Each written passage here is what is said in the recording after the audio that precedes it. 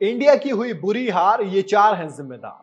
बुरी हार इसलिए क्योंकि आप सोचिए, टीम इंडिया हैदराबाद में, वो मैदान जहां पर हम कभी नहीं हारे, वहां पर पहली इनिंग में 190 रन की लीड लेने के बाद 28 रन से मैच हार जाती है।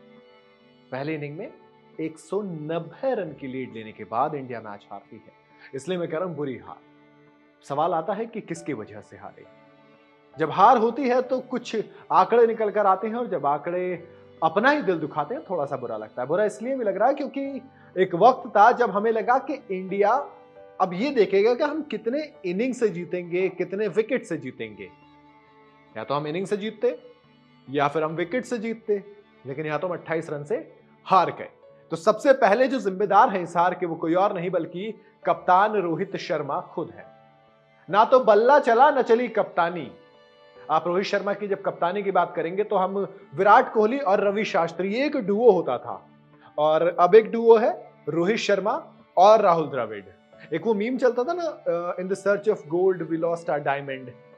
दोस्त, मुझे वो डायमंड याद आ रहा है आज बहुत ज्यादा इसलिए क्योंकि एक वो टीम थी जो एग्रेशन दिखाती थी, जो जलवा दिखाती थी, जिसको होता ना कि मैच हारो या जीतो लेकिन रोंगटे खड़े कर देने वाला एग्रेशन, और टीम के अंदर वो सब कुछ हमें दिखता था। लेकिन जब आप इस टीम इंडिया को देखेंगे तब आप कहेंगे कि नहीं यार, कोई मजा नहीं आ रहा। पहली इनिंग में इंग्लैंड ने 246 बनाए थे, 246, टीम इंडिया ने 436 जड़ दिए।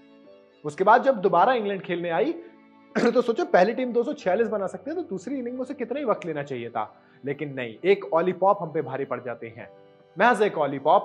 पूरी टीम इंडिया की बॉलिंग लाइनअप की ऐसी तैसी मार के चले जाते हैं, धागे खोल देते हैं, और इंग्लैंड 420 बना जाती है। 420 रन। अब 420 रन इस मैदान के लिए कितना खतरनाक होने वाला था, ये कोई बताने की जरूरत नहीं थी, क्योंकि आपकी जो पिच थी वो टर्न होनी शुरू हो गई थी। डे 4 था, और बॉल जो पहले दिन में 2 से 3 डिग्री टर्न हो रही थी, वहां पे 6.1 डिग्री थर्ड सेशन में टर्न हो रही थी। आप सोचिए फिर कहां कोई बल्लेबाज टिक पाता। तो आप वहां तक लेकर गए, ये आपकी गलती। बल्लेबाजी से आपने 39 रन बनाए, 24 रन बनाए। कप्तान साहब की जिम्मेदारी होती है जब बड़ा टोटल होता है एक बड़ा स्कोर बनाने की, लेकिन ना तो बल्ला चला। दूसरा जिम्मेदार कोई और नहीं बल्कि वो खिलाड़ी जिसे आप प्रिंस ऑफ क्रिकेट कहते हैं, शुभमन गिल। उस खिलाड़ी को इतने मौके पे मौके दिए जा रहे हैं जैसे पता नहीं किसी का कोई राज उस खिलाड़ी के पास दफन है, कि भैया अगर आपने हमको नहीं खिलाया हम ये राज दुनिया को बता देंगे, ऐसा लग रहा है। तभी तो लगातार फेलियर, एक साल से कोई सेंचुरी नहीं आई है, लगातार फेल हो रहे हैं। साउथ अफ्रीका में फेल हुए, वेस्ट इंडीज में रन नहीं बनाए, बावजूद उनको मौके पर मौके दिए जाए जा रहे हैं। सरफराज खान बाहर बैठे हैं, अभिमन्यु ईश्वर बाहर बैठे हैं, रजत पाटीदार आपके स्क्वाड के अंदर है, चेतेश्वर पुजारा बाहर बैठे हैं। पुजारा की जगह लाए थे आप उनको, जब नहीं चल रहे तो क्यों इतने मौके दिए जा रहे हैं उनको। तीसरा जिम्मेदार कौन है? तीसरा जिम्मेदार है श्रेयस अय्यर। वो श्रेयस अय्यर जो कि गिल की छाया में छुप गए थे।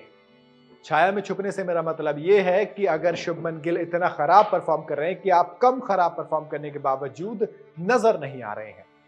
श्रेयस अय्यर आज फिर जरूरत थी, उनसे ऊपर अक्षर पटेल को भेजा गया, माने कहीं ना कहीं रोहित शर्मा, राहुल द्रविड़ को उन पर भरोसा नहीं है कि भैया ये टिक सकता है। लेकिन क्या फायदा हुआ देर में भेजकर भी।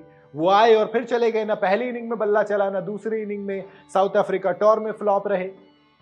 ऐसा लग रहा है कि श्रेयस अय्यर टीम के एसेट नहीं, अब लायबिलिटी बन चुके हैं। चौथा जिम्मेदार, आप पूरी तरह से कहें या ना कहें, लेकिन अश्विन की जिम्मेदारी इस इनिंग में बहुत ज्यादा थी।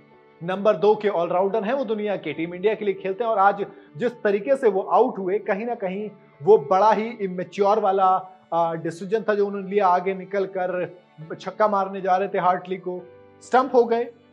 सिर्फ और सिर्फ 4 बॉल बची थी उस ओवर में। अगर एक्सटेंशन नहीं लिया जाता तो वो मैच, वो डे वहीं पे खत्म हो जाता। टीम इंडिया के लिए अगला दिन मैच होता, आप एक दिन से बचते, प्लस प्लस प्लस प्लस आपको एक नया बूस्ट मिलता, नई एनर्जी लेकर आते आप अगले दिन। अच्छा लगता थोड़ा सा देखते हुए भी कि यार टीम इंडिया का ये बल्लेबाज थोड़ा कॉन्फिडेंस के साथ आया है। कम से कम अब 50-55 रन चाहिए, 2 बल्लेबाज है अपने पास, 2 विकेट बचे हैं। लेकिन नहीं कि आपने बेवकूफी से किया, आपने हार इंडिया की झोली में डाल दी। तो मेरे हिसाब से तो ये 4 जिम्मेदार। आपको क्या लगता है कि टीम इंडिया की हार के और भी है जिम्मेदार? मुझे कमेंट में जरूर बताइएगा। वीडियो अगर आपको पसंद आई हो तो लाइक और शेयर जरूर करें। जाता है तो चैनल को सब्सक्राइब करते जाए।